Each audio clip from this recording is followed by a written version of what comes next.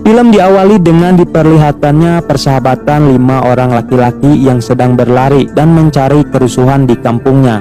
Mereka bernama Ale, Jarod, Sadat, Lukman, dan Jago. Namun yang paling menonjol dari mereka berlima adalah Ale, yang secara tidak langsung dia adalah ketuanya. Terlihat mereka yang selalu bersama di saat senang maupun susah, dan itulah yang disebut dengan sahabat sejati. Bahkan mereka berlima sangat ditakuti oleh orang-orang di kampungnya itu. Meskipun banyak juga pemuda kampung lain yang selalu mencari masalah dengan mereka berlima, tetapi pada akhirnya mereka yang selalu menang dalam hal baku hantam. Suatu hari kita diperlihatkan dengan Jarod yang sedang dikejar beberapa pemuda. Dengan lari tentunya ternyata Jarod membawa mereka ke markas geng Ale, dan terjadilah baku hantam di sana.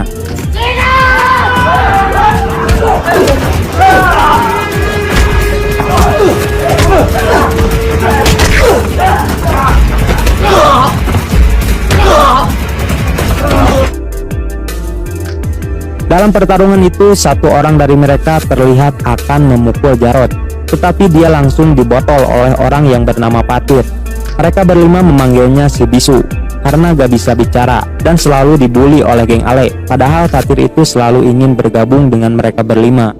Hanya Jarod saja yang terlihat sedikit memperdulikan Patir.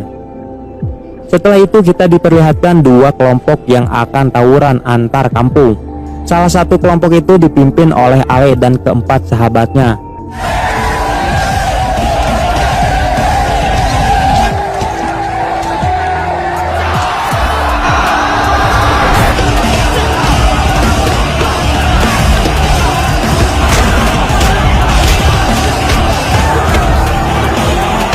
Saat pertarungan mulai memanas, tiba-tiba polisi datang untuk menghentikan aksi tawuran itu. Karena kejadian itu mereka berlima dikejar-kejar oleh polisi. Tetapi terlihat mereka menikmati adrenalin saat dikejar polisi. Karena hidup itu penuh tantangan, jadi cobalah. Setelah mereka lolos, kemudian datang wanita yang tak lain adalah adik Ale. Dia bernama Aisyah. Sebelum Aisyah pergi, kemudian Jarod memberikan sapu tangan Aisyah yang terjatuh.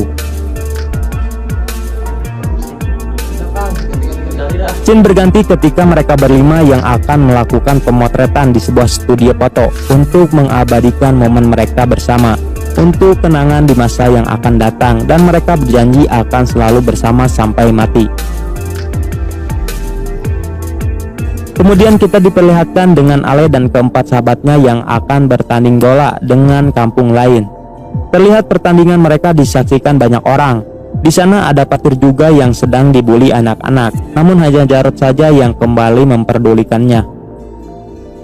Saat pertandingan dimulai, mereka bukannya main seperti biasa, malah seperti solin soccer, saling jegal kaki lawan. Bola boleh lolos tapi orangnya jangan.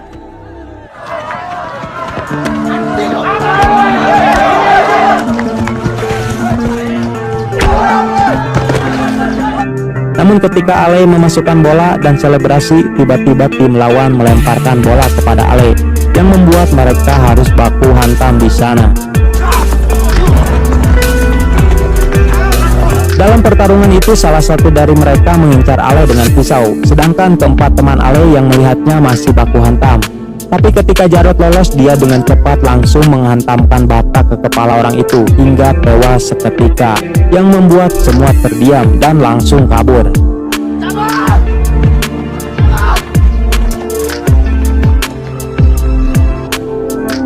Karena kejadian itu, Jarod ditangkap polisi. Sebelum pergi, ayahnya menyuruh Jarod agar tidak kembali lagi ke rumahnya. Sedangkan teman-temannya hanya bisa menyaksikan Jarod yang dibawa polisi. Setelah itu Jarod dibawa dan dimasukkan ke dalam penjara.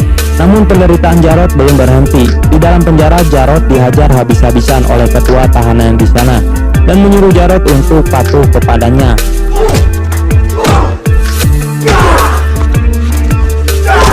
Setiap hari Jarod terus disiksa oleh ketua narapidana itu. Kita sebut saja Rocky. Bahkan sampai diom-bool-om oleh Rocky, yang membuat Jarod semakin menderita. Bahkan ia lebih memilih mati daripada harus disodok. Ketika tahanan lain dijenguk oleh sahabat dan keluarganya, Jarod hanya bisa berharap jika keempat sahabatnya itu akan menjenguknya. Tetapi kenyataannya ia bahkan tidak pernah dijenguk sekalipun. Ia juga berpikir tentang sahabat-sahabatnya yang dulu selalu ia banggakan kini menghilang dan melupakannya. Dan disinilah Jarod mulai bangkit. Ketika ia sedang push up dan diganggu oleh tahanan lain, ia mulai berani dan melawan senior-seniornya itu dan menjadi penguasa di dalam penjara. Anjing, harus hormat sama tuannya. Setelah itu Jarod mulai membalaskan dendam kepada Rocky yang selama ini selalu menyiksanya. Lalu ia membalikan keadaan, apa yang selalu ia terima kini ia lakukan kepada Rocky. Lalu Jarod menghajarnya dan menusukkan besi ke tool Rocky. Itulah hari kebangkitan sang serigala. Kemudian scene berganti kepada Ale, Sadat, Lukman, dan Jago yang sedang menarik iuran keamanan di pasar. Dan mereka berempat tidak segan-segan menghajar preman lain yang memalak di wilayah mereka. Lalu hasil uangnya itu Ale berikan kepada ibunya untuk memenuhi kebutuhan sehari-hari, karena dia adalah tulang punggung keluarganya. Lalu di sini kita diperkenalkan dengan adik laki-laki Ale yang bernama Bara. Di malam harinya mereka berempat selalu bersenang-senang dan melakukan rutinitas seperti biasa, yang kini mulai melupakan Jarod yang ada di penjara. Tetapi ketika mereka pulang, mereka berempat tidak sengaja melihat dua orang yang sedang bertransaksi narkoba di kampungnya, yang ternyata orang itu dari anggota geng Naga Hitam, geng yang sangat dibenci oleh Ale. Karena kejadian itu, Ale mulai memperketat wilayah kekuasaannya dengan menambah pasukan agar tidak terjadi transaksi narkoba lagi di kampungnya. Bersamaan dengan itu kita diperlihatkan dengan Patir yang datang menghampiri mereka. Bisa kita ketahui tujuan Patir datang ke sana sama seperti sebelumnya, yang ingin bergabung dengan geng Ale untuk menjaga kampungnya. Namun Ale dan teman-temannya malah membuli Patir yang terlihat noob dan hanya akan menjadi beban. Ketika Patir pulang, ia melihat rumahnya yang sudah banyak orang dan ternyata neneknya sudah meninggal, yang membuat dia kini hanya tinggal seorang diri dan memutuskan untuk merantau. Beberapa tahun kemudian kita diperlihatkan dengan Jarod yang sudah bebas dari penjara, yang ternyata ia dijemput oleh Patir si bisu, yang kini penampilannya cukup mantap, berbeda dari sebelumnya. Namun tak disangka ternyata Patir sudah bergabung ke geng Naga Hitam, yang dimana kita tahu Naga Hitam adalah musuh besar geng Ale. Lalu Jarod dibawa Patir ke markas besar Naga Hitam. Ia disambut hangat oleh mereka, dan ternyata para bos besar Naga Hitam sudah memantau Jarod ketika dalam penjara, dan mereka membutuhkan kekuatan Jarod untuk masuk ke organisasinya. Setelah Jarod diberi motivasi oleh bos-bos di sana, akhirnya Jarod pun ikut bergabung ke Naga Hitam. Di sana Jarod langsung diberi jabatan dan memiliki tugas sebagai pengedar, sekaligus pembantai terhadap geng lain yang berani mengedarkan narkoba di wilayahnya. Mati.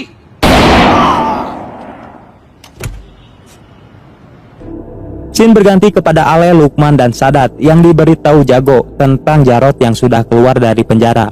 Mendengar hal itu, Ale terlihat bahagia karena skuad mereka akan kembali komplit. Namun setelah mengetahui Jarod telah bergabung ke Naga Hitam, Ale sangat marah dan menyuruh mereka bertiga agar tidak memandang persahabatan dengan Jarod yang telah menjadi pengedar narkoba. Dan disinilah awal mereka berempat mulai melupakan Jarod dan menganggap Jarod kini menjadi musuhnya. Malam harinya kita diperlihatkan dengan Jarod yang bertemu dengan Aisyah di pasar malam, yang dimana kita tahu sebelumnya Jarod pernah bertemu dan janjian di pasar malam itu. Lalu mereka mengobrol tentang keadaan mereka yang sudah lama tidak bertemu.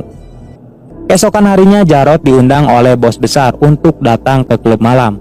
Terlihat di sana mereka bersantai bersama, yang ditemani wanita cantik. Wanita itu bernama Yani, yang ternyata ia adalah adik kandung Jarod. Tetapi ia hanya diam, yang dimana kita tahu Patir saja yang mengetahui tentang Yani. Setelah itu Jarod menunggu kepulangan Yani, dan ia menyuruh Yani untuk tidak bekerja lagi di sana, karena wanita baik-baik tidak bekerja seperti itu. Namun ternyata Yani terpaksa bekerja di sana sebagai pengganti tulang punggung keluarga karena ayahnya yang sedang sakit. Mengetahui hal itu, Jarod hanya bisa terdiam. Kemudian kita diperlihatkan dengan Lukman yang sedang menghajar adiknya karena telah memakai narkoba yang terlihat dalam kondisi sakau. Dan setelah Lukman mengetahui orang yang memberi adiknya narkoba adalah Jarod, kini mereka berempat kembali memburu Jarod dan Patir. Ditambah lagi dengan kejadian Ale yang ditembak tangannya oleh Fatir saat mereka mengejarnya menggunakan motor. Malam harinya kita diperlihatkan dengan Jarod yang pulang ke rumahnya secara diam-diam. Di sana ia bertemu dengan ibu dan adiknya. Namun kebahagiaan itu harus hilang seketika setelah melihat kondisi ayahnya yang sakit. Ditambah lagi dirinya yang belum dimaafkan oleh ayahnya. Tidak lama kemudian Aisyah datang dan menyuruh Jarod untuk pergi dari sana karena Ale dan temannya menuju ke sini untuk menangkap Jarod. Kemudian Jarod keluar lewat pintu belakang. Meskipun ada sedikit adegan kejar-kejaran, hingga akhirnya Jarod pun lolos setelah dibantu oleh Fatir. Yang dimana kita tahu dari awal Fatir sudah mengikuti Jarod.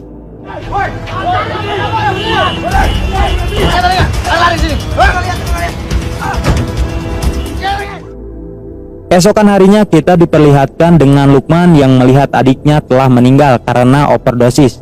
Dan karena kejadian itu Lukman mulai nekat balas dendam kepada Jarod. Malam harinya Lukman mengikuti Jarod sendirian.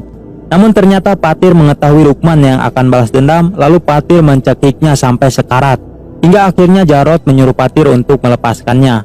Jing bisu bangsat. Terlihat di sini Lukman langsung mencekik Jarod karena telah membunuh adiknya dengan narkoba. Meskipun di sini Jarod sudah menjelaskannya.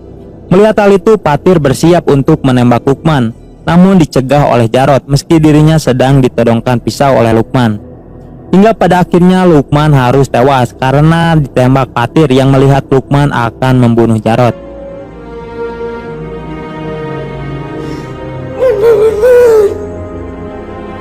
Keesokan harinya, mayat Lukman ditemukan warga di dalam koper yang membuat Ale, Sadat, dan Jago sangat terpukul dan membuat mereka berniat akan balas dendam atas kematian Lukman. Dan ternyata cara balas dendam Sadat dan Jago seperti seorang pengecut. Mereka berdua memperkosa Yani, adik Jarod.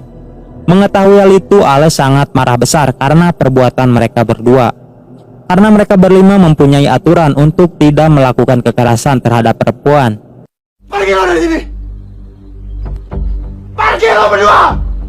Singkat cerita, kita diperlihatkan dengan Jarod yang menyiksa bos Yani, yang dimana kita tahu sebelumnya Jarod pernah menitipkan Yani kepadanya agar tidak ada yang berani menyentuhnya. Setelah mengetahui Sadat dan Jago pelakunya, akhirnya ia membakar klub malam itu bersama bos Yani. Setelah itu ia menangkap Sadat dan Jago untuk mempertanggungjawabkan perbuatannya. Dia sahabat yang datang untuk membunuh sahabatnya sendiri. Bisa kita ketahui keadaan Yani kini menjadi gila setelah Sadat dan Jago memperkosanya. Meskipun begitu, tapi Jarod tidak sanggup untuk langsung membunuh kedua sahabatnya itu. Dan ia menyuruh Fatir untuk langsung mengeksekusi Sadat dan Jago.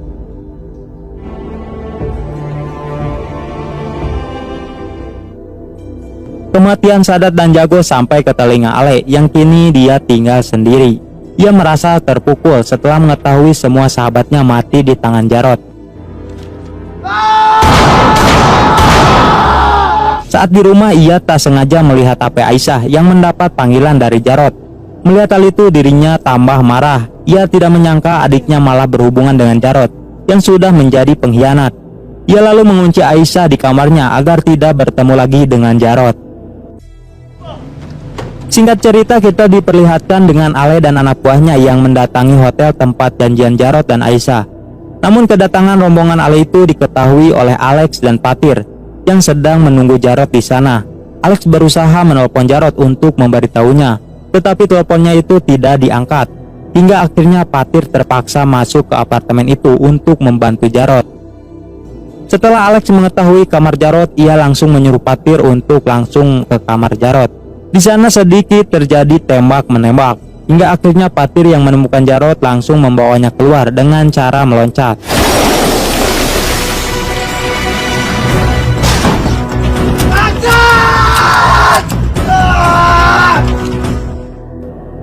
Karena kejadian itu, Alex dan Tito sangat marah kepada Jarod karena jika tidak ada mereka bertiga, Jarod bisa mati.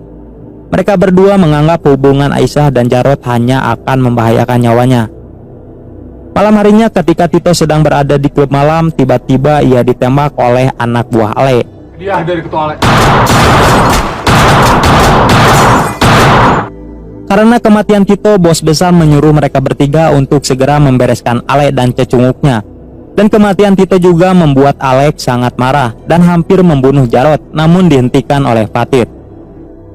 Lu bela dia! Scene berganti kepada Aisyah yang diizinkan pergi oleh ibunya yang akan bertemu dengan Jarod. Terlihat di sini Jarod dan Aisyah yang bertemu di atap gedung. Dalam obrolan itu, Aisyah mengajak Jarod pergi dari kota dan menikah dengannya. Namun dirinya harus menerima kenyataan pahit setelah Jarod mengatakan untuk tidak melanjutkan hubungannya itu karena akan membahayakan nyawa Aisyah. Dan Jarod pun pergi dari sana. Saat dibawa, ia melihat Aisyah yang terjatuh di hadapannya. Jarod menyangka Aisyah mati karena bunuh diri. Padahal yang kita tahu Aisyah mati karena didorong oleh Fatir saat dirinya sudah pergi dari sana. Melihat kematian anaknya, di sini Ibu Ale menyuruhnya untuk mencari dan membunuh orang yang telah membunuh Aisyah. Ale menyangka Aisyah mati karena Jarod setelah mengetahui sebelumnya Aisyah pergi menemuinya. Karena korban terus berjatuhan, Jarod memutuskan untuk berdamai dengan Ale dan kampungnya, meskipun Fatir tidak menyetujui itu. Kemudian Jarod menghubungi Ale secara diam-diam agar bisa bertemu. Bangsat! Dan mereka berdua bertemu di tempat yang dipenuhi mobil truk. Di sana terjadi perbincangan yang dimana Jarod meminta untuk berdamai dengan Ale. Mendengar hal itu, Ale tidak terima setelah sahabat dan adiknya mati oleh Jarod. Meski Jarod sudah menjelaskan kejadian sebenarnya, Ale masih nekat untuk membunuh Jarod dan terjadi baku hantam di sana.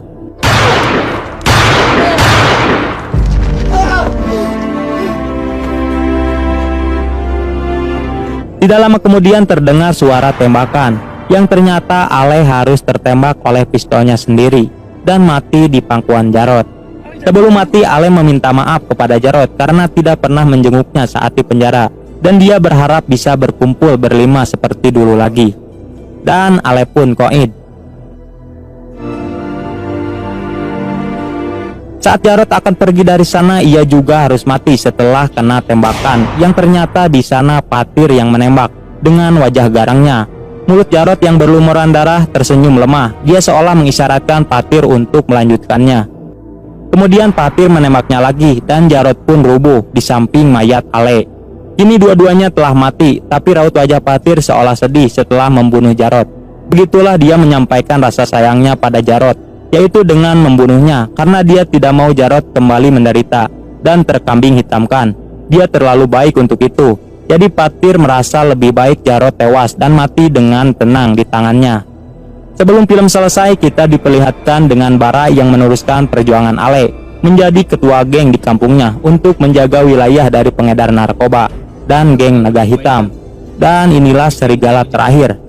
Film pun selesai.